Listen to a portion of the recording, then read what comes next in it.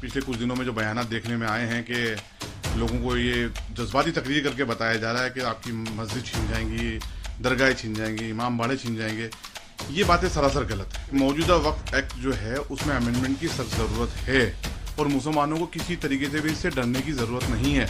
इनके जो चमचे हैं दुम छल्ले, एक अजमेर दरगाह के वो कौन है, वो दीवान का बेटा है।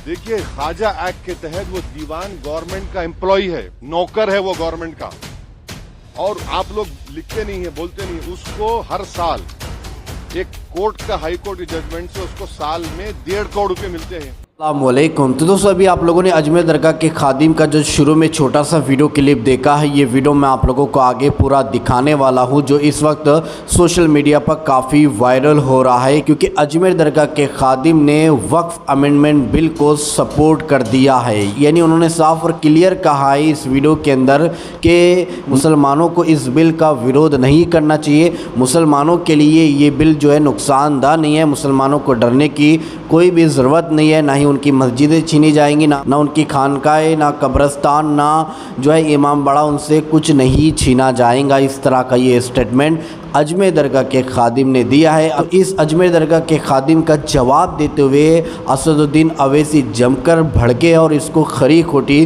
सुनाई है अजमेर दरगाह के खादिम को।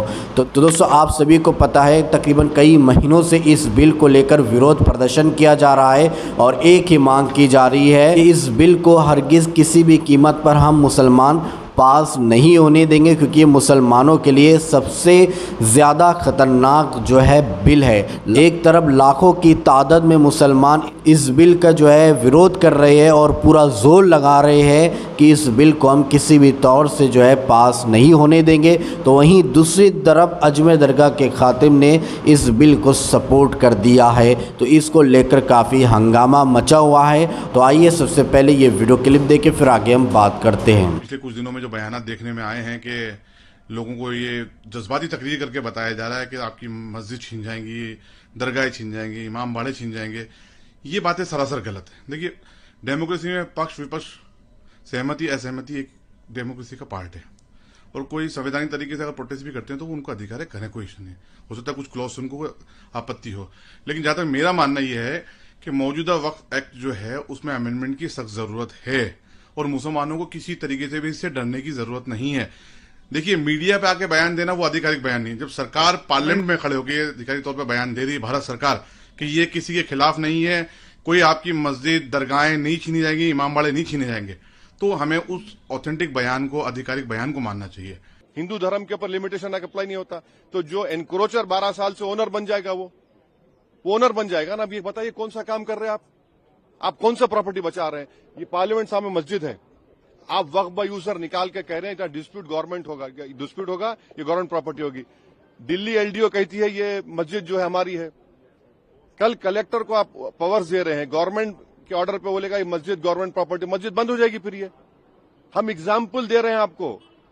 अब इसका गवर्नमेंट कैसा इसका रद्द करेगी? और फिर इनके जो चमचे हैं दुम छल्ले, एक अजमेर दरगाह के वो कौन है, वो दीवान का बेटा है।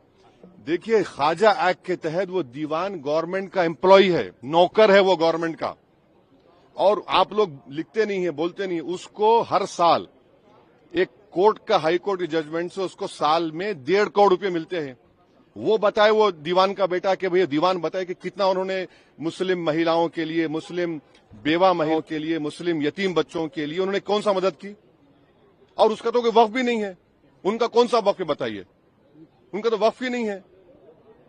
अच्छा, आपके किरण रिजिजू हैं, वो बुद्धिस्ट हैं, क्या वो बिहार कैंटोनमेंट बोर्ड मेंबर बन सकते? नहीं बन सकते। वो बोध गया बन सकते, जबकि कॉन्स्टिट्यूशन में आर्टिकल 25 में बुद्धिस्ट का डेफिनेशन भी हिंदू में आता है, मगर बिहार कैंटोनमेंट बोर्ड में लिखा सिर्फ हिंदू। सिख भी नहीं बन सकता, सिख भी हिंदू होता है लीगली, और बुद्धिस्ट भी होता है, वो भी मेंबर नहीं बन सकते। तो अब यहां पर लाके आप नॉन मुस्लिम को ला रहे हैं। क्यों ला रहे हैं? ताकि नॉन मुस्लिम ज्यादा हो जाए स्टेट वक्फ बोर्ड में। उसके बाद आप वक्फ बाय यूजर के निकाल रहे हैं कंडीशन के साथ, तो आप पूरा कब्जा कर लेंगे आप। ये हमारा जेन्युइन कंसर्न है। ये कोई वक्फ को बचाने के लिए, वक्फ को इंप्रूवमेंट करने नहीं लाया जा रहा है। मुसलमानों से मस्जिदों को छीनने के लिए, दरगाहों को छीनने के लिए कानून ला रहे हैं।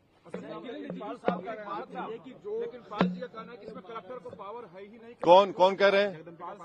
पाल साहब जो है, अगर उनके आंख पे पर्दा पड़ गया तो नहीं मालूम। कलेक्टर एंड सीनियर ऑफिसर, क्या मतलब उसका?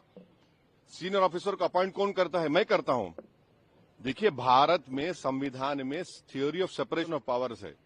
कलेक्टर एंड सीनियर ऑफिसर जो होता है is appointed by the executive. क्या कोई भी अपने केस में जज बन सकता है? बताइए आप। नहीं बन सकता है ना।